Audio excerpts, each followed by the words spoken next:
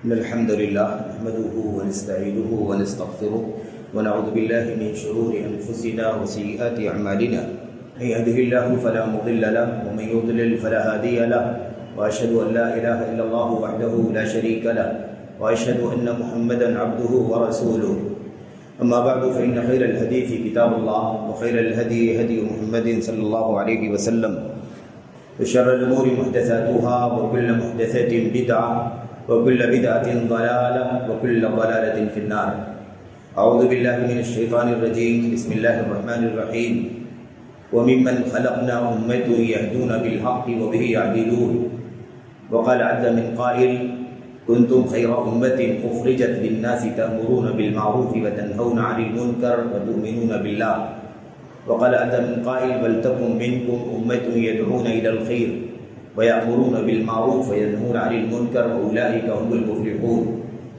وقال النبي صلى الله عليه وسلم لا تزال طائفة من أمتي ظاهرين على الحق لا يضرهم من خذلهم ولا من خالفهم وفي رواية ولا من ناواهم حتى يأتي أمر الله وهم ظاهرون. رواه البخاری. برادران اسلام، دینی و ملی بھائیوں، نوجوان دوستوں، احباب اور بزرگوں، قابل احترام ماں و بہنوں، عزیز بچوں، اللہ تبارک و تعالیٰ نے ہمیں اپنے آخری نبی محمد رسول اللہ صلی اللہ علیہ وسلم کے ذریعے سے جو دین دے کر کے بھیجا ہے، وہ دین اللہ تبارک و تعالیٰ کا اصولوں کا دین ہے، ضابطے کا دین ہے، مقصد پر پوری طور پر مشتمل ایک بہت ہی زیادہ جامع دین ہے، آخری ہے، ابدی ہے، سرمدی ہے، اور اس دین کو قیامت کی آخری صبح تک قائم رکھنے کے لیے اللہ تبارک و تعالیٰ نے امت کے نبی محمد رسول اللہ صلی اللہ علیہ وسلم کی وفات کے بعد آپ کے رفیق اعلیٰ سے جا ملنے کے بعد یہ نظام بنایا ہے کہ اس مشن کو آگے بڑھانے والے اس امت کے آپ کے سچے متبعین اور سچے پیروکار ہوں گے. اور یہ سلسلہ اسی وقت سے جس لمحے نبی کریم صلی اللہ علیہ وسلم کی وفات ہوئی تھی، اسی لمحے سے آپ کے چیدہ برگزیدہ صحابہ کرام رضوان اللہ تعالیٰ علیہ مجمعین لے کر کے چل پڑے. جو مشن نبی کریم صلی اللہ علیہ وسلم کا رہا 23 سالہ دور نبوت میں، اسے پوری امانت کے ساتھ، دیانت کے ساتھ، پوری سچائی کے ساتھ، تب و دو کے ساتھ، مقصدیت کے ساتھ لے کر کے چلتے رہے، یہاں تک کہ حضرات صحابہ کرام کا دور، مسعود دور، بابرکت دور ختم ہوا. اس کے بعد یہ سلسلہ آگے بڑھا، حضرات تابعین نے اس مشن کو آگے بڑھایا، ان کے بعد تبعی تابعین نے، تبع الاتباع نے، اور پھر یہ سلسلہ والذین اتبعوہم بإحسان. قرآن کریم کی آیت کریمہ کے مطابق کہ جن لوگوں نے اچھائی کے ساتھ، اخلاص کے ساتھ، اتباع سنت کے ساتھ پیروی کی ہے انصار و مہاجرین کی، وہ لوگ اس سلسلے سے آگے جڑتے گئے اور اسی نہج پر، اسی راستے پر اللہ کی تبارک و تعالیٰ کے مخالص بندے، اللہ کی نبی صلی اللہ علیہ وسلم کی سنتوں کو اکٹھا کرنے والے، امت کے سچے علماء، سنت کے علماء، حدیث کے علماء، محدثین کرام نے اس مشن کو آگے بڑھایا اور سچائی قائم رہے، اللہ تبارک و تعالیٰ کی توحید میں سچائی قائم رہے، محمد رسول اللہ صلی اللہ علیہ وسلم کی سنت میں کسی بھی طرح سے کوئی خارجی چیز اس میں در نہ آنے پائے. اس کے پورے اہتمام کے ساتھ ان محدثین نے، اہل الحدیث نے اللہ کے نبی صلی اللہ علیہ وسلم کی سنت کو پورے اہتمام کے ساتھ، قواعد کے ساتھ، ضوابط کے ساتھ، اصولوں کے ساتھ میرے بھائیوں محفوظ رکھا، تاکہ کوئی بات غیر نبی کی، نبی کے نام سے امت میں نہ داخل ہو جائے، اور کوئی بات نبی کریم صلی اللہ علیہ وسلم کی زبان مبارک سے نکلی ہوئی رہ نہ جائے جو امت تک صحیح معنوں میں نہ پہنچ پائے. یہ مشن آگے بڑھتا گیا، یہاں تک پہنچا آج تک، اور انشاءاللہ تبارک و تعالیٰ قیامت کی صبح تک یہ سلسلہ چلتا رہے گا. کوئی بھی ایک لمحہ امت میں ایسا باقی نہیں بچے گا جس میں یہ مشن کسی نہ کسی طرح سے چلتا رہے. ہمیشہ چلتا رہے گا، کبھی بھی یہ مشن بند نہیں ہو سکتا ہے. اللہ کے نبی محمد رسول اللہ صلی اللہ علیہ وسلم نے اس سلسلے میں ہمیں پیشین گوئی سنا دی. ہمیں آپ صلی اللہ علیہ وسلم نے بشارت دے دی، اور بشارت کے ساتھ ساتھ ذمہ داری بھی ہمیں سمجھا دی کہ تمہاری ذمہ داری کیا ہے. میرے بھائیوں، قرآن کریم کی آیتیں جب ہم پڑھتے ہیں تو ہمارے سامنے ایک بات ہمیشہ آتی ہے. آج دنیا کے اندر اور خصوصیت کے ساتھ وطن عزیز ہندوستان کے اندر، ملک عزیز ہندوستان کے اندر بہت ساری جماعتیں اللہ تبارک و تعالیٰ کے دین کی دعوت کے نام پر، اللہ تبارک و تعالیٰ کے نبی صلی اللہ علیہ وسلم کی سنت کی نشر و اشاعت کے نام پر موجود ہیں، اور جن کی عمریں کم بیش، کسی کی 100 سال، کسی کو اس سے زیادہ، کسی کو اس سے کم، کسی کی اور زیادہ، کسی کی اور زیادہ کم، مختلف انداز سے مختلف عمروں کے ساتھ وطن عزیز کی جماعتیں بھی، اور صحیح معنوں میں جماعتیں نہیں بلکہ فرقے بھی، اسلام کی دعوت، قرآن کریم کی دعوت، سنت کی دعوت، دین کی دعوت کے نام پر میرے بھائیوں موجود ہیں. ہم جب منہج کتاب و سنت پڑھتے ہیں، اللہ کے کلام کی آیات کا مطالعہ کرتے ہیں، اور خصوصیت کے ساتھ وہ آیتیں جو خصوصیت کے ساتھ دعوت کی ترغیب دیتی ہیں، دعوت پر امت کو ابھارتی ہیں، امر بالمعروف کا حکم دینے کے لیے کہتی ہیں، بھلائی سے کا حکم دینے، منکر سے روکنے کے لیے تلقین کرتی ہیں، اور امت کو کامیابی کی ضمانت دیتی ہیں، دعوت کا حکم دیا جاتا ہے، اور ایک دوسرے کو خیر کی وصیت کرنے کا حکم دیا جاتا ہے، ایک دوسرے کے ساتھ خیرخواہی کرنے کا حکم دیا جاتا ہے. ان ساری آیتوں کا جب ہم مطالعہ کرتے ہیں تو ایک بات ہمارے سامنے آ جاتی ہے کہ انبیاء علیہ السلام کو جو دعوت کا مشن سمجھایا ہے اللہ تبارک و تعالیٰ نے، اور آخری نبی محمد رسول اللہ صلی اللہ علیہ وسلم کو جو دعوت کا طریقہ اللہ تبارک و تعالیٰ نے دیا ہے حکم دے کر کے، ادعو الی سبیل ربک بالحکمۃ والموعظۃ الحسنہ وجادلہم باللتی ہی احسن، حکم دے کر کے اللہ تبارک و تعالیٰ نے ایسی امت کو جو دعوت کا کام کرنے کے لیے ذمہ داری جو دی دعوت کی، اس سلسلے میں جو آیتیں ہیں ان کا مطالعہ کرتے ہیں تو ایک بات ہماری سمجھ میں آتی ہے کہ انبیاء علیہ السلام کا سلسلہ اور محمد رسول اللہ صلی اللہ علیہ وسلم تک پہنچ کر کے پھر آپ کے بعد اس امت کی جو ذمہ داری قرآن کریم میں بتلائی گئی ہے، ان تمام چیزوں میں ایک چیز مشترک ہے کہ یہ دعوت اللہ تبارک و تعالیٰ کی توحید کی طرف سب سے پہلے ہونی چاہیے.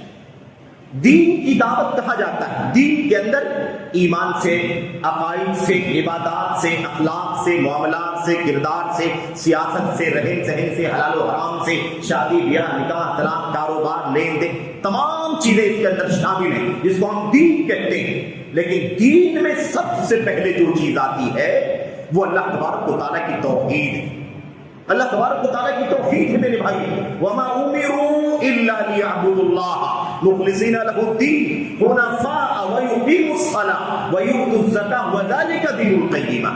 اللہ تبارک و تعالیٰ فرماتا ہے اسی بات کا حکم دیا گیا ہے، اسی بات کا حکم دیا گیا ہے امت کے لوگوں کو، اس بات کا حکم دیا گیا کہ صرف اور صرف اللہ تبارک و تعالیٰ کی عبادت کریں، اللہ تبارک و تعالیٰ کے ساتھ کسی کو شریک نہ کریں، عبادت خالص ہونی چاہیے، بندگی خالص ہونا چاہیے، رکوع، سجدہ، قیام، قومہ، تمام کی تمام عبادتیں خالص اللہ تبارک و تعالیٰ کے لیے ہونی چاہیے. کوئی بھی عمل اللہ تبارک و تعالیٰ کی رضا کے لیے اگر ہو تو اللہ کی رضا کے لیے ہونا چاہیے. وَمَا أُمِرُوا إِلَّا لِيَعْبُدُوا اللَّهَ مُخْلِصِينَ لَهُ الدِّينَ حُنَفَاءَ. کوئی بھی رجحان، کوئی بھی میدان کسی بھی دائیں بائیں کی طرف نہیں ہونا چاہیے، سب سے کنارہ کشی اختیار کر کے ایک اللہ تبارک و تعالیٰ کی طرف تمہیں مائل ہونا چاہیے. اسی بات کا حکم دیا گیا ہے. اور پھر اس کے بعد وَيُقِيمُوا الصَّلَاةَ، نماز قائم کریں، وَيُؤْتُوا الزَّكَاةَ، زکات دیں، وَذَلِكَ دِینُ الْقَیِّمَةِ. یہ اللہ تبارک و تعالیٰ کا وہ ٹھوس دین ہے جو اللہ تبارک و تعالیٰ دنیا میں عام کرنا چاہتا ہے. یہ چیز مشترک ہے. اٹھا کر کے دیکھو حضرت آدم علیہ السلام سے لے کر کے حضرت نوح تک تو کوئی اختلاف نہیں رہا، ایک اللہ کی عبادت کے سوا کوئی دوسرا کام نہیں کیا گیا، کسی کے سامنے سر نہیں جھکا، کسی کے سامنے رکوع نہیں کیا گیا، کسی کے سامنے ہاتھ نہیں اٹھایا گیا، کسی کے سامنے سجدہ نہیں کیا گیا. کوئی بھی کام اللہ تبارک و تعالیٰ کی عبادت کے سوا، اللہ تبارک و تعالیٰ کی عبادت اللہ کے سوا کسی اور کے لیے نہیں کیا گیا. لیکن نوح علیہ السلام کے بعد سے جس دور میں یہ فتنہ شروع ہوا شرک کا، بدعقیدگی کا، وہیں سے آپ دیکھیں اللہ تبارک و تعالیٰ نے نوح علیہ السلام کو، ہود علیہ السلام کو، حضرت صالح علیہ السلام کو، حضرت شعیب علیہ السلام کو، حضرت موسیٰ و عیسیٰ کو، حضرت ابراہیم خلیل اللہ علیہ السلام کو، اور اللہ کے نبی حضرت خلیل علیہ السلام کے اولاد میں، آپ کی نسل میں جو ابو الانبیاء کہلاتے ہیں میرے بھائیوں، آپ کی نسل میں حضرت اسحاق کو دیکھ لو، حضرت اسماعیل کو دیکھ لو، حضرت یعقوب کے دیکھ لو، حضرت یعقوب کی نسل جو نیچے ہے حضرت یوسف علیہ السلام کو دیکھ لو. الغرض انبیاء علیہ السلام کی سیرت کا مطالعہ کر کے دیکھو، قرآن کریم کی آیات میں آپ کو ایک ایک نبی کے لیے الگ الگ یہ آیتیں ملیں گی. یا قوم اعبدوا اللہ ما لکم من الہ غیرہ، اے میری قوم کے لوگوں اللہ کی عبادت کرو، اس کے ساتھ کسی کو شریک نہ ٹھہراؤ، تمہارے لیے اللہ کے سوا کوئی سچا عبادت کے قابل نہیں. سب کے سب لوگوں نے اسی بات کی دعوت دی ہے. یا قوم اعبدوا اللہ ما لکم من الہ غیرہ، یا قوم اعبدوا اللہ ما لکم من الہ غیرہ، یہی سب کی دعوت اور یہی سلسلہ چلتا رہا. آخری نبی محمد رسول اللہ صلی اللہ علیہ وسلم کو بھی اسی بات کا حکم دیا گیا. آپ بھی لوگوں کو بلائیے، لوگوں کو بلائیے، یہ پیغام پہنچا دیجئے کہ دنیا، زمین، آسمان، کائنات سب کچھ اللہ تبارک و تعالیٰ نے اسی لیے پیدا فرمائی ہے تاکہ دھرتی پر اللہ کی عبادت ہو. آسمان پر اللہ کے سوا کسی کے سامنے سر نہ جھکے، کسی کے سامنے ہاتھ نہ اٹھے. یہی مشن چلتا رہا، یہی مشن چلتا رہا. اللہ کے نبی محمد رسول اللہ صلی اللہ علیہ وسلم کی امت کے وہ لوگ جو صحابہ کرام کہلاتے ہیں، تابعین تک، سب کا یہی مشن رہا. آج جو جماعتیں امت کے اندر میرے بھائیوں دعوت کا نام لے کر کے مختلف کام کر رہی ہیں، یہ دعوت کا کام تو کرتی ہیں، دین کے نام پر تو دعوت کا کام تو کرتی ہیں، دین کی دعوت تو دیتی ہیں، لیکن ایک افسوسناک بات ہے جسے ہمیں اور آپ کو غور کرنے کی ضرورت. وہ یہ ہے میرے بھائیوں کہ ان تمام جماعتوں میں، تمام فرقوں میں ایک چیز مشترک ہے. وہ چیز مشترک یہ ہے کہ یہاں دین کی دعوت ضرور ہے، لیکن اللہ تبارک و تعالیٰ کی سچی توحید کی دعوت نہیں ہے، خالص توحید کی دعوت نہیں ہے. اللہ تبارک و تعالیٰ کی توحید جس کی دعوت کا حکم اللہ نے سارے انبیاء کو دیا، وہ دعوت کس چیز کی دعوت تھی؟ توحید کی دعوت میں کس توحید کی دعوت تھی؟ اللہ تبارک و تعالیٰ خالق ہے، یہ منوانے کی دعوت تھی. اللہ تعالیٰ رب ہے، یہ منوانے کی دعوت تھی. اللہ موجود ہے، یہ منوانے کی دعوت تھی. اللہ تعالیٰ حاکم ہے، یہ منوانے کی دعوت تھی. اللہ تبارک و تعالیٰ ذرے ذرے میں موجود ہے، یہ منوانے کی دعوت تھی. کس چیز کی دعوت تھی؟ کس توحید کی دعوت تھی جو اللہ تبارک و تعالیٰ نے سارے نبیوں کو کرنے کا حکم دیا؟ میرے بھائیوں، یا قوم اعبدوا اللہ، اے میری قوم کے لوگ اللہ کی عبادت کرو. ما لکم من الہ غیرہ، اللہ تبارک و تعالیٰ کے سوا کوئی سچا عبادت کے قابل تمہارا نہیں ہے. جب یہ بات اللہ پیدا کرنے والا ہے، اللہ روزی دینے والا ہے، اللہ رب ہے، اللہ موجود ہے، اللہ خالق ہے، یہ ساری باتیں کوئی انکار نہیں کرتا.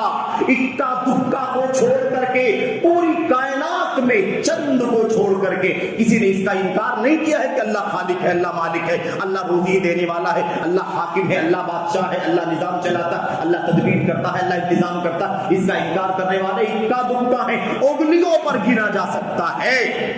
جیسے میرے بھائیوں فرعون نے کہہ دیا تھا اگر ربکم الاعلی، مثال کے طور پر ایسے ہی اور چند لوگ ہیں جو میرے بھائیوں ایتھیسٹ جن کو کہا جاتا ہے، ملحدین. ان کے علاوہ میرے بھائیوں وہ مشرکین مکہ بھی اس بات کا اعتراف کرتے تھے کہ اللہ خالق ہے، اللہ مالک ہے، اللہ روزی دینے والا ہے، اللہ بارش برساتا ہے، اللہ موجود ہے. اللہ تبارک و تعالیٰ کے لیے یہ انکار نہیں تھا کہ وہ خالق و مالک ہے، یہ انکار نہیں تھا کہ وہ رب ہے، یہ انکار نہیں تھا کہ موجود ہے، یہ انکار نہیں تھا کہ وہ حاکم ہے، بادشاہ ہے. انکار یہ تھا کہ پیشانی وہ اللہ کے سامنے نہیں جھکاتے تھے. پریشانی میں، مشکلوں میں میرے بھائیو عجیب و غریب بات ہے، آسانیوں میں اپنے بتوں کے ساتھ، پریشانیوں میں آسانیوں پر، یہ بھی عجیب و غریب مسئلہ ہے. شیخ الاسلام محمد عبد الوہاب تمیمی نجدی رحمۃ اللہ علیہ نے یہ عجیب و غریب بات سمجھائی امت کو کہ آج کل کے مشرکین میں، پچھلے زمانے کے مشرکین میں یا اہل رسالت کے مشرکین میں، آج کل کے مشرکین میں نمایاں فرق پایا جاتا ہے کہ اس زمانے کے جو مشرکین تھے جب وہ آسانی میں ہوتے تھے، آسانی میں ہوتے تھے تب تو اپنے بتوں کے سامنے جاتے تھے، پریشانی میں ہوتے تھے تو اللہ کو پکارتے تھے، لیکن آج کل کا مشرک یہ ہے کہ آج یہ آسانی میں بھی غیر اللہ کے سامنے سر جھکاتا ہے، پریشانی میں بھی غیر اللہ کے سامنے ہاتھ اٹھاتا ہے، آسانی پریشانی سب میں غیر اللہ کے سوا کے سامنے سر جھکاتا ہے۔ تو یہ عجیب و غریب بات ہے، اسی کو کہتے ہیں کہ پچھلے زمانے کے مشرکین یا آج کے زمانے کے مشرکین پچھلے زمانے کے مشرکین سے کہیں زیادہ بدتر ہے۔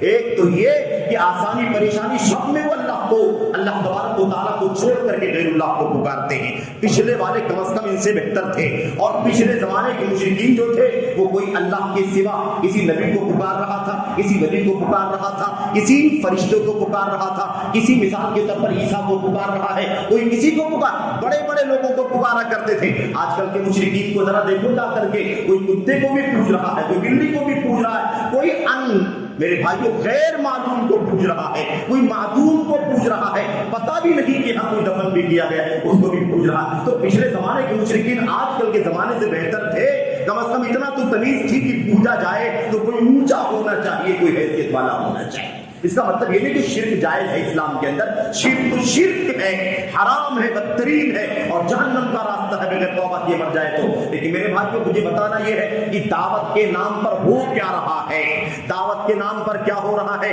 اور ہونا کیا چاہیے۔ آج امت کے اندر یہ شرف کس کو حاصل ہے، یہ امتیاز کس کو حاصل ہے، یہ عظمت اللہ نے کس کو عطا فرمائی ہے کہ دنیا کے چپے چپے میں، گوشے گوشے میں، کونے کونے میں زبان کے ذریعے سے، قلم کے ذریعے سے، میڈیا کے ذریعے سے، اسٹیج سے، ممبر سے، میرے بھائیوں سری طور پر، علانیہ طور پر، ہر اعتبار سے اگر کوئی توحید کی دعوت دینے والی جماعت ہے، اگر کوئی توحید خالص کی دعوت دینے والی جماعت ہے، توحید الوہیت کی، توحید عبادت کی دعوت دینے والی جماعت ہے، تو امتیاز جماعت اہل حدیث کو حاصل ہے۔ جماعت اہل حدیث کے سوا دنیا میں کوئی جماعت ایسی نہیں ہے جو توحید خالص کی دعوت دیتی ہو، اور کوئی جماعت ایسی نہیں ہے جو سنت صحیحہ کی دعوت دیتی ہو، جیسے سنت اللہ کے نبی نے امت کو دی اور امت کے صحابہ نے سنت کو سمجھا، آگے بتایا، اسی سچی شکل میں توحید کی دعوت دینے والی جماعت اور حدیث کے سوا دنیا میں کوئی جماعت نہیں ہے۔ اسی طرح سنت کی سچی دعوت دینے والی جماعت، میرے بھائیوں جماعت اہل حدیث کے سوا دنیا میں کوئی جماعت نہیں ہے۔ اگر اعتراض لگتا ہو، اگر یقین نہ آتا ہو، شک شبہ لگتا ہو، تو ذرا جائزہ لے کر کے دیکھ لو، کتابیں اٹھا کر کے دیکھو، تقریریں اٹھا کر کے دیکھو، خطبے اٹھا کر کے دیکھو، ممبر کے اسٹیج کے بیانات اٹھا کر کے دیکھو، لٹریچر اٹھا کر کے دیکھو، میڈیا اٹھا کر کے دیکھو، ویب سائٹیں چھان کر کے دیکھو، علماء کو دیکھو، داعیوں کو دیکھو، اور ان دنیا کے اندر جو موجود فرقے ہیں، جو جماعتیں ہیں، ان کے سربراہوں کے مشن کو اٹھا کر کے دیکھو، ان کے شاگردوں کو دیکھو، ان کی تفسیروں کو دیکھو، ان کو کتابوں کو دیکھو، جا کر کے دیکھو، آپ کو اندازہ ہو جائے گا کہ کیا ان جماعتوں فرقوں کے یہاں واقعی توحید خالص کی دعوت ہے۔ آپ کو سچی توحید کی دعوت نہیں ملے گی۔ میرے بھائیوں میں اگر تجزیہ کروں تو شاید بات لمبی ہو جائے گی، لیکن میں آپ کے سامنے اشارہ ہی کرنا چاہتا ہوں، اور یہ جان لیں کہ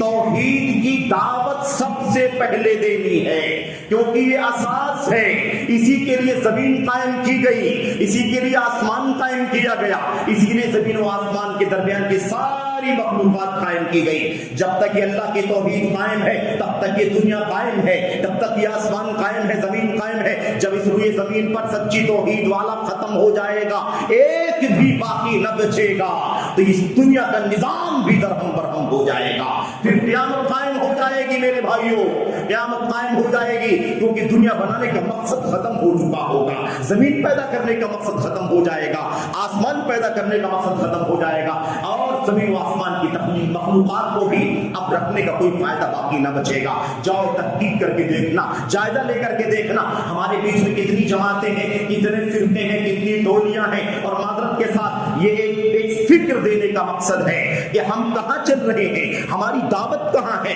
ہماری انرجی کہاں جا رہی ہے، ہم کہاں دعوت دے رہے ہیں، کس بات کی دعوت دے رہے ہیں، ہمارے بیچ میں کتنے فرقے ہیں، کتنے فرقے ہیں، کتنی ٹولیاں ہیں۔ اور ایک بات اور جان لیں، ہم نے آپ کے سامنے اللہ کے نبی کو حدیث بھی پڑھی، آیت کریمہ بھی پڑھی ہے۔ اللہ تبارک و تعالیٰ فرماتا ہے وَمِمَّنْ خَلَقْنَا أُمَّةً يَهْدُونَ بِالْحَقِّ وَبِهِ يَعْدِلُونَ۔ اللہ فرماتا ہے ہم نے اپنی مخلوق میں ایک جماعت ایسی بھی بنائی ہے، ہم نے جن کو پیدا کیا ہے اپنی مخلوق میں ایک امت یعنی ایک جماعت ایسی بنائی ہے یہدون بالحق وبہ یعدلون، وہ جماعت، اس جماعت کے لوگ، اس طبقے کے لوگ، اس طائفے کے لوگ یہدون بالحق، حق کی ہدایت دیتے ہیں، حق کی رہنمائی کرتے ہیں، حق کا راستہ دکھاتے ہیں، حق سیکھتے ہیں، حق کا علم حاصل کرتے ہیں، حق کے مطابق عمل کرتے ہیں، حق کو دونوں لوگوں کے سامنے عام کرتے ہیں، حق کی راہ میں آنے والی تکلیفوں پر صبر کرتے ہیں، اللہ تبارک و تعالیٰ سے اس کا صلہ مانگتے ہیں،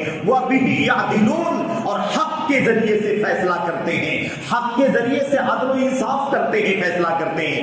اللہ کے نبی محمد رسول اللہ صلی اللہ علیہ وسلم جب یہ آیت کریمہ پڑھتے تھے تو آپ کہتے تھے ہذہ لکم، اے میری امت کے لوگوں، ساتھیوں، صحابہ، یہ تمہارے لیے اللہ تبارک و تعالیٰ فرما رہا ہے۔ ایک جماعت ایسی ہوگی، اس امت میں ایک جماعت ایسی ہوگی جو حق کے ذریعے سے رہنمائی کرے گی، حق کے ذریعے سے فیصلہ کرے گی، اور اللہ کے نبی نے آگے پھر بیان فرمایا کہ یہ جماعت ہمیشہ قائم رہے گی۔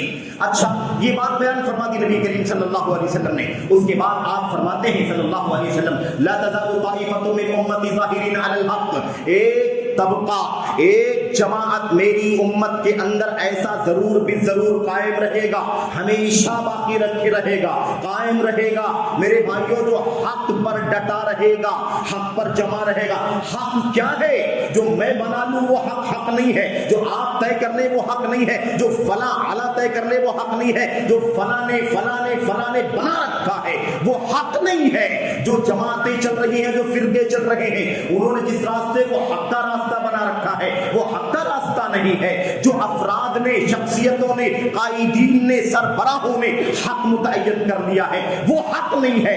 حق وہ ہے جس کی شہادت اللہ کی کتاب دے، حق وہ ہے جس کی شہادت محمد رسول اللہ صلی اللہ علیہ وسلم دے میرے بھائیوں، اور حق وہ ہے جو امت کے صحابہ نے اللہ کے نبی سے لیا، قرآن کی شکل میں، سنت کی شکل میں، اور اسے پھر اپنی بات کے لوگوں تک پوری دیانتداری کے ساتھ پہنچایا۔ تو حق وہ ہے، اللہ تبارک و تعالیٰ فرماتا ہے لہو دعوت الحق، لہو دعوت الحق، اللہ تبارک و تعالیٰ کے لیے حق کی دعوت ہے۔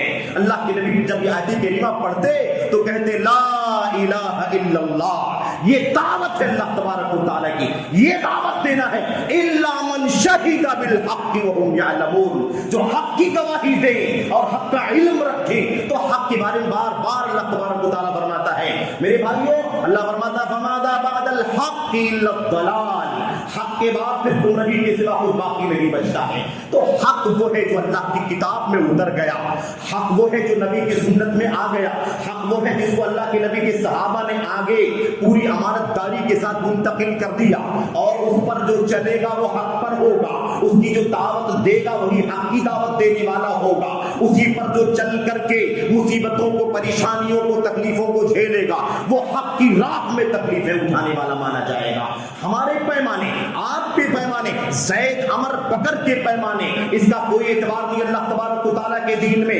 حق وہ ہے جو اتر گیا، حق وہ ہے جو نبی نے فرما دیا، حق وہ ہے جو صحابہ نے برت لیا، حق وہ ہے جو صحابہ کرام نے امت کے سامنے پہنچا دیا، وہ حق ہے، وہی پیمانہ ہے، وہی کسوٹی ہے، وہی معیار ہے، وہی آئینہ ہے، اسی کے ذریعے سے ہمیں حق کی شناخت کرنی ہے، اسی کے ذریعے سے حق کی پرکھ کرنی ہے۔ تو حق پر ایک جماعت ہمیشہ قائم رہے گی، لا یضر، ایک بات کیا ہو گئی کہ ایک جماعت امت کے اندر، لا تزال طائفة من امتی، میری امت کے اندر ایک جماعت رہے گی ایسی جو حق پر ڈٹی رہے گی۔ تو امت تو پوری ہے، امت تو پوری کی پوری ہے۔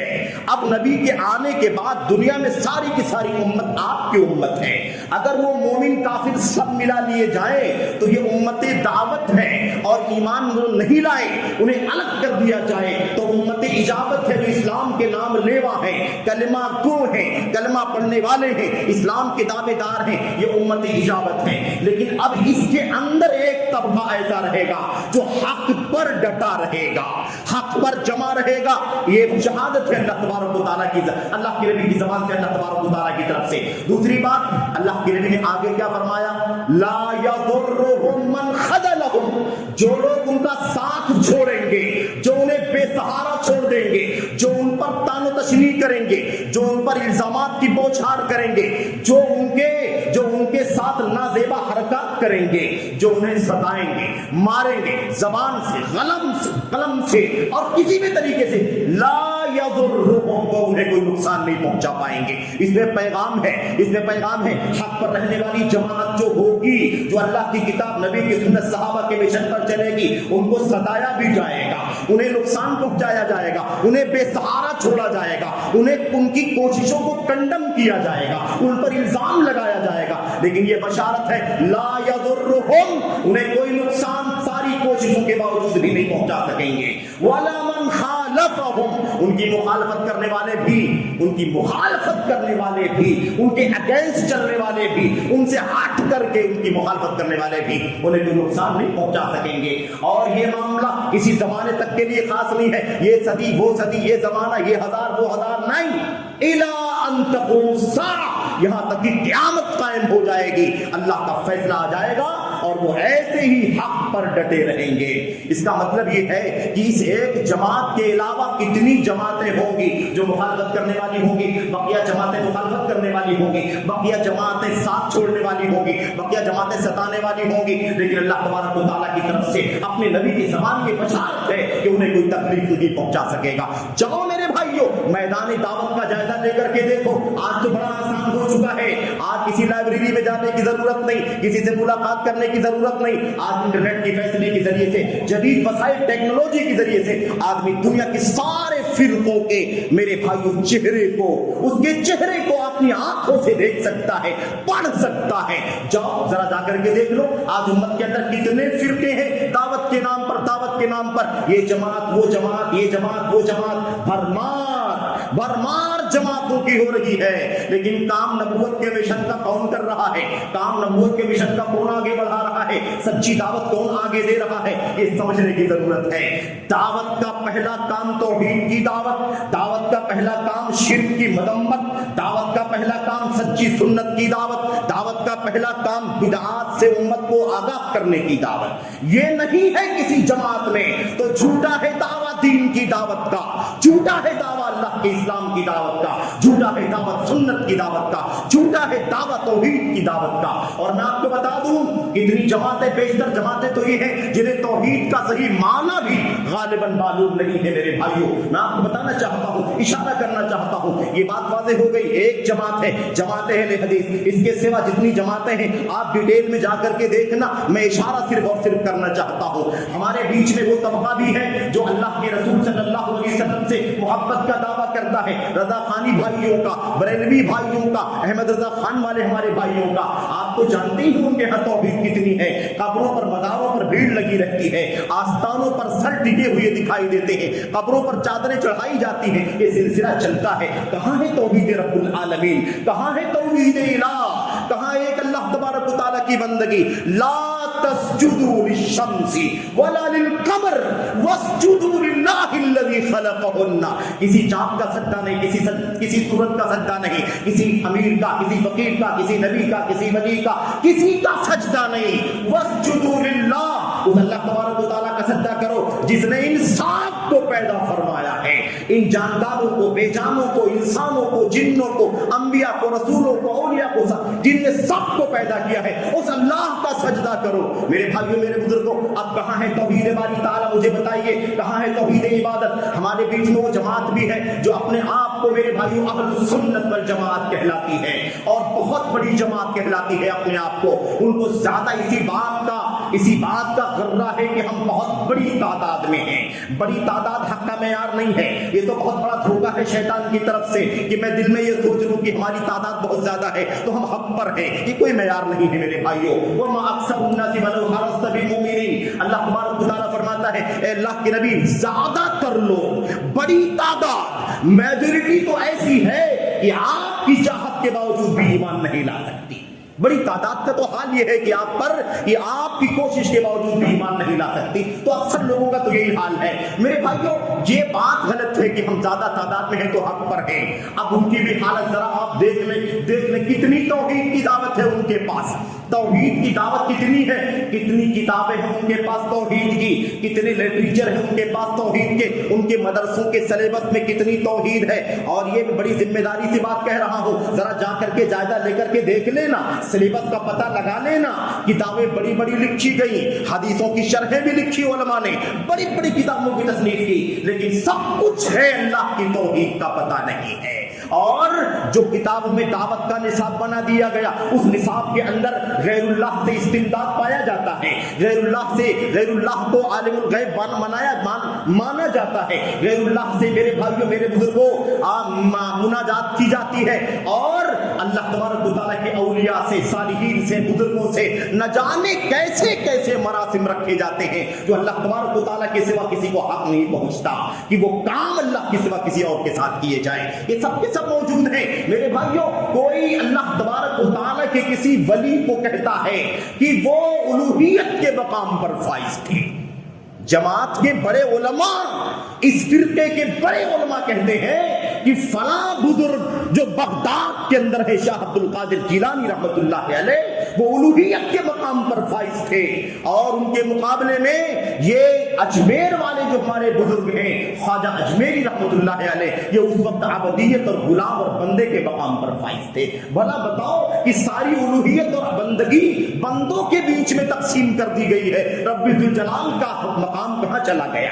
رب ذوالجلال کی الوہیت کے بارے میں کیا کہا جائے گا میرے بھائیوں؟ اور جگہ جگہ وہ قصے, وہ کرامات, وہ واقعات جہاں پر غیر اللہ سے تعلق قائم کیا جاتا ہے, کہاں توحید کی دعوت ہے؟ مجھے بتاؤ ذرا, کہاں توحید کی دعوت ہے؟ ہمارے بیچ میں وہ فرقہ بھی ہے, وہ جماعت بھی ہے جو بہت غرہ کرتا ہے کہ دنیا میں اسلام کا نفاذ کرنے کے لیے کوشش کر رہے ہیں, دنیا میں اسلام کا نظام, اسلام کی حکومت قائم کرنا چاہتے ہیں, اسلامی خلافت لانا چاہتے ہیں, دین قائم کرنا چاہتے ہیں. ذرا ان کو بھی آئینہ دکھاؤ ہمارے بھائیوں کو. اللہ واسطے تمہارا غرہ, تمہارا ترہ اپنے پاس رکھو. اللہ واسطے آنکھوں سے نہیں, دل کی آنکھوں سے ذرا دیکھو کہ تمہاری دعوت میں کیا پایا جاتا ہے. کہاں ہے تمہارے ہاں توحید کی دعوت؟ حضرت مولانا مودودی صاحب نے لٹریچر کے ذریعے سے, تفسیر کے ذریعے سے, کتابوں کے ذریعے سے لائبریری کو بھر دیا. اتنا لٹریچر ہے جماعت کے پاس کہ اتنا لٹریچر کسی کے پاس ہے ہی نہیں. لیکن افسوس سب کچھ ہے اس لٹریچر میں, اگر نہیں ہے تو اللہ کی توحید نہیں ہے, اگر نہیں ہے تو اللہ تبارک و تعالیٰ کی توحید الہ کا کوئی عطا پتہ نہیں ہے. اور توحید کا تو وہ جنازہ نکالا حضرت نے کہ الامام الحفیظ, قرآن کریم کی تفسیر کر ڈالی, اٹھا کر کے دیکھو تو حیران ہو جاؤ گے. اللہ کی صفات کا انکار, اللہ تبارک و تعالیٰ کی عظمتوں کا انکار, انبیاء کے معجزات کا انکار, حضرت موسیٰ علیہ السلام کے تو تقریباً معجزات وغیرہ. میرے بھائیوں یہ سب عقل پرستی کے ذریعے سے حضرت نے کر ڈالا. تو کہاں ہے دعوت توحید؟ کون سا فرقہ ہے جو توحید کی دعوت دیتا ہے؟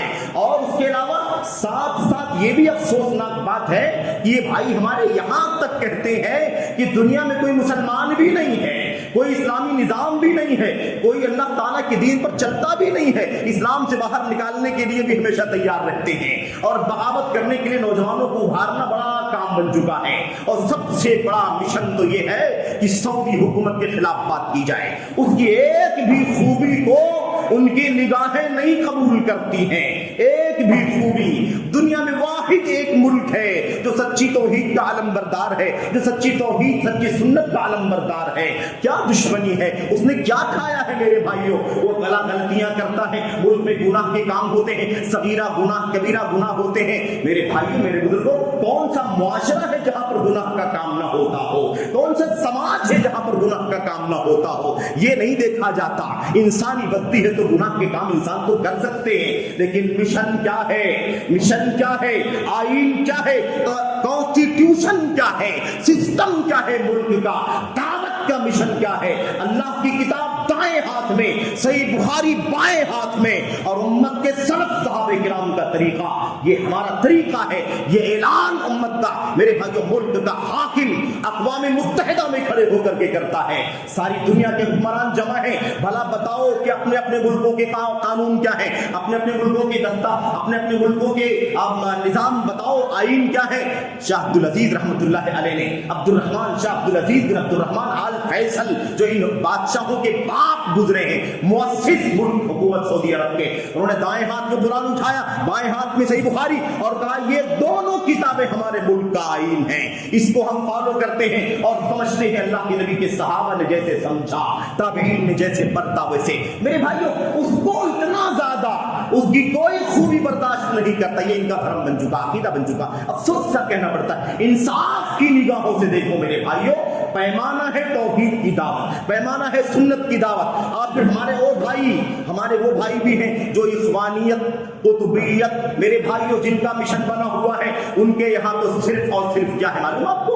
صرف اور صرف یہ ہے، یہ حکم لگاؤ کہ سارا معاشرہ جاہلی معاشرہ ہے، کوئی مسلمان نہیں ہے، کسی کا اسلام درست نہیں ہے، یہ مسجدیں مت دیکھو، مسجدوں کے میناروں سے لا الہ الا اللہ کی آواز آتی ہے، اشہد ان لا الہ الا اللہ کی آواز آتی ہے، اللہ اکبر کی کلمات بلند کیے جاتے ہیں، اسے دھوکہ نہ کھاؤ۔ کہتے ہیں یہ حسن بننا جو میرے بھائیوں حسن بننا جو اخوان المسلمین کے جو فاؤنڈر ہیں، ایسے ہی قطب سید قطب جو میرے بھائیوں قطبیت کے فاؤنڈر ہیں، یہ کہتے ہیں کہ یہ پورا معاشرہ جاہلی معاشرہ ہے، اس وقت انسانیت کو نئے سرے سے اسلام کی دعوت دینا ہے۔ استغفر اللہ، سارا زمانہ کافر ہے، یہ تکفیر کا۔ مجھے بتاؤ کہ ان جماعتوں کے یہاں سب ہے، ان فرقوں کے یہاں سب ہے، کیا کسی کے یہاں سچی توحید کی دعوت بھی ہے؟ کیا کسی کے یہاں سچی توحید کی دعوت بھی ہے؟ یہ پیمانہ اللہ کی کتاب کا ہے، پیمانہ نبی کی سنت کا ہے، اور یہی وہ مشن ہے جو پوری دنیا کے اندر یہ جماعت اہل حدیث لے کر کے چل رہی ہے۔ اللہ کا کرم ہے، اللہ کا حکم، اللہ تبارک و تعالیٰ کا شکر ہے، اس کا احسان ہے کہ اللہ نے ہمیں اور آپ کو اہل حدیثیت پر چلنے کی توفیق عطا فرمائی ہے۔ اسی لیے اس حدیث کی تشریح میں میرے بھائیوں امام بخاری کہتے ہیں یہ جو اللہ کے نبی نے فرمایا کہ ایک جماعت ہمیشہ حق پر قائم رہے گی، یہ علماء سنت کی جماعت ہے، جو سنت کی توحید کے علماء ہیں وہ جماعت ہے۔ دوسرے علماء کہتے ہیں، حضرت امام بخاری کے استاد میرے بھائیوں کہتے ہیں، علی بن مدینی فرماتے ہیں، کہتے ہیں اس سے مراد محدثین ہیں، علماء حدیث ہیں، اگر یہ لوگ نہیں ہیں تو مجھے نہیں معلوم کہ پھر کون لوگ ہیں جو ہمیشہ حق پر قائم رہیں گے۔ تو اللہ تبارک و تعالیٰ کا فضل ہے، اس کا کرم ہے کہ یہ توحید کی دعوت دینے والے، یہ سچی سنت کی دعوت دینے والے، روئے زمین پر اگر سچی صحیح معنوں میں اگر کوئی دعوت دینے والی جماعت ہے تو جماعت اہل حدیث ہے۔ اور ہمیں بار بار آپ سے کہنا چاہتا ہوں، اگر یقین نہ ہو تو جاؤ ان جماعتوں کے نظام کو کھول کر کے دیکھو، ان کے سلیبس کو دیکھو، ان کے لٹریچر کو دیکھو، ان کے تقریروں کو، تحریروں کو، میڈیا کو، سب کو چھان کر کے دیکھو، آپ کو سب ملے گا، لیکن اللہ تبارک و تعالیٰ کی سچی توحید کی دعوت نہیں ملے گی۔ جب بھی ہمارا طریقہ، نبی کا طریقہ، سنت کا، صحابہ کا طریقہ کیا تھا؟ اللہ کے نبی صلی اللہ علیہ وسلم نے معاذ بن جبل کو، ابو موسیٰ اشعری کو بھیجا یمن، تو آپ نے کیا فرمایا؟ جا رہے ہو یمن دعوت دینے کے لیے، داعی بن کر کے جا رہے ہو، جاؤ، فَلْيَكُنْ أَوَّلَ مَا تَدْعُوهُمْ إِلَيْهِ شَهَادَةُ أَن لَا إِلَهَ إِلَّا اللَّهُ۔ تم جا رہے ہو، پہلے نماز کی طرف نہیں بلانا، روزے کی دعوت نہیں دینا، حج و زکات کا کوئی حکم نہیں دینا، جھوٹ نہ بولو، سچ بولو، یہ کرو وہ کرو، کوئی بات نہیں کرنا ہے۔ سب سے پہلے تمہاری دعوت کی شروعات کہاں سے ہونی چاہیے؟ اللہ کی اس بات کی گواہی دو کہ اللہ کے سوا کوئی سچا عبادت کے قابل نہیں ہے، اور محمد صلی اللہ علیہ وسلم اللہ کے سچے رسول ہیں۔ میرے بھائی، یہ دعوت کا مشن ہونا چاہیے، یہی پیمانہ ہے، ٹٹول کر کے دیکھو۔ اور یہی بات ہے ابن تیمیہ رحمۃ اللہ علیہ نے کہا تھا، اگر توحید کی سچائی کے ساتھ، توحید عبادت کی موجود ہونے کے ساتھ اگر انسان دوسرے گناہ بھی کر رہا ہے تو یہ اس سے کہیں بہتر ہے کہ آدمی ساری نیکیاں کر رہا ہے، توحید کا کوئی عطا پتہ نہیں ہے۔ توحید کے بغیر ساری نیکیاں کسی کام کی نہیں ہے، اور توحید کے ہوتے ہوئے اگر گناہ بھی ہے تو اللہ کی ذات سے امید ہے کہ اس کی بخشش ہو جائے گی، اس کی مغفرت ہو جائے گی۔ یہ مشن اللہ تبارک و تعالیٰ نے عطا فرمایا، اس مشن پر واحد جماعت اہل حدیث ہے، اور یہ سعادت کا اعلان ہے، یہ شرف کا اعلان ہے، یہ بشارت کا اعلان ہے، اور اللہ سے دعا ہے کہ اللہ تبارک و تعالیٰ اس مشن پر اس امت کے اس طبقے کو قائم رہنے کی توفیق عطا فرمائے. اور ان ساری فرقوں کو جماعتوں کو اس اسٹیج سے ممبر سے یہ پیغام ہے کہ اللہ واسطے مخلص ہو جاؤ اپنے مشن میں, اپنی دعوت میں, اپنی نشر و اشاعت میں, اپنے کاموں میں. اللہ کے دین کی دعوت کی شروعات توحید سے ہوتی ہے. توحید اول ہے, توحید آخر ہے. ایک لمحے کے لیے بھی توحید سے ہم میرے بھائیو دوری اختیار نہیں کر سکتے. تو اللہ سے دعا ہے کہ اللہ تبارک و تعالی ہمیں اور آپ کو اس مشن پر چلنے کی توفیق عطا فرمائے. اور میں اپنے عوام کو, بھائیوں کو, جوانوں کو کہنا چاہتا ہوں کہ دھوکے میں نہ آؤ, کسی کی ظاہر پرستی نہ دیکھو, ایکٹیویٹیز نہ دیکھو. ایکٹیویٹیز دیکھنا ہے تو پہلے یہ دیکھو کہ اس کے توحید خالص کا کتنا علم ہے, کتنا عمل ہے, کتنی دعوت ہے, کتنی کتابیں ہیں, کتنا کام دعوت توحید کا ہوتا ہے.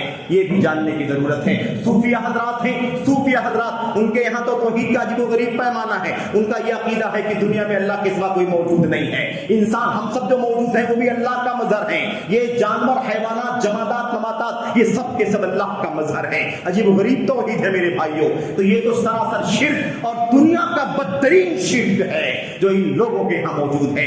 وحدت الوجود کا عقیدہ, وحدت الوجود کا حلول کا عقیدہ روئے زمین کا بدترین شرک ہے. تو کہنے کا مطلب یہ ہے کہ آپ ٹٹول ٹٹول کر کے دیکھ لو, کوئی بھی فرقہ آپ کو خالص توحید کی دعوت دینے والا نہیں ملے گا. ایک جماعت بس اللہ تبارک و تعالیٰ اسے اپنی ساری کمزوریوں کے باوجود بھی حق پر ڈٹے رہنے کی توفیق عطا فرمائے. آمین رب العالمین. صلی اللہ علیہ وسلم وبارک علی نبینا محمد وعلی آلہ وصحبہ اجمعین. والسلام علیکم ورحمۃ اللہ وبرکاتہ.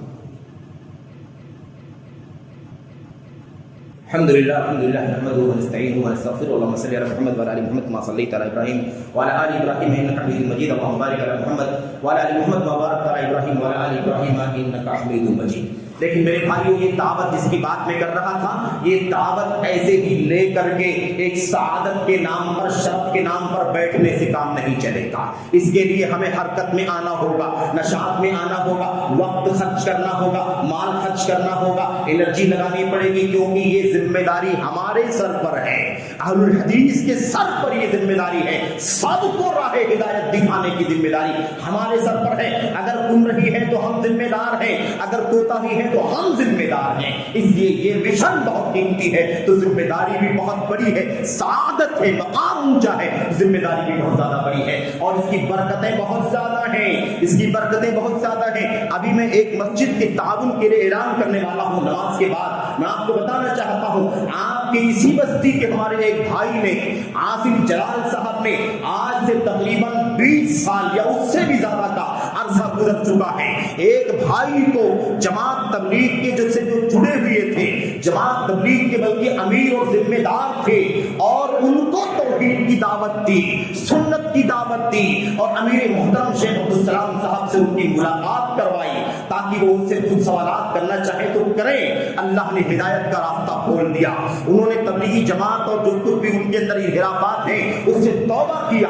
توبہ کرنے کے بعد اہل حدیثیت کو گلے لگایا اور اس کے بعد اس مشن پر ڈٹ گئے, علم حاصل کیا, دعوت دی, اور دعوت دیتے دیتے 20 سال گزر گئے. آج وہ خود دعوت اہل حدیث کے علم بردار ہیں. ان کی کوششوں سے سینکڑوں لوگوں نے الحمدللہ میرے بھائیو دعوت اہل حدیث قبول کیا ہے. آج ان کے ذریعے سے ایک بستی میں اللہ نے 2 اہل حدیث مسجدوں کا قیام فرما دیا ہے.